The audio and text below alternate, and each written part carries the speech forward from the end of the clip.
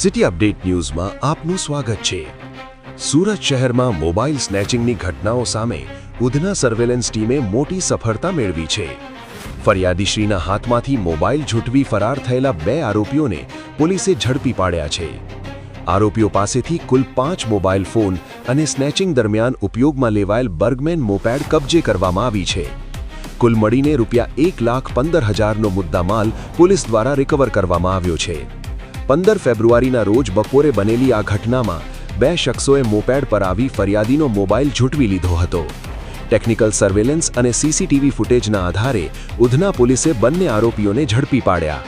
પકડાયેલા આરોપીઓની ઓળખ વિકાસ રાજભોજ અને અરમાન પટેલ તરીકે થઈ છે। બંને મજૂરી કામ કરે છે અને અન્ય વિસ્તારોમાંથી પણ મોબાઈલ સ્નેચિંગની કબૂલાત કરી છે। સુરત પોલીસના ઉચ્ચ અધિકારીઓના માર્ગદર્શન હેઠળ આ પ્રશંસનીય કામગીરી કરવામાં આવી છે। શહેરમાં વધતા ગુનાઓ સામે સુરત પોલીસ સક્રિય બનતા નાગરિકોમાં સુરક્ષાની લાગણી મજબૂત બની રહી છે। City update news Sufiyan Mulla, જોડાયેલા રહો, કારણ કે હવે શહેર નહીં સમગ્ર દેશ કહેશે, આ છે સિટી અપડેટ ન્યૂઝ।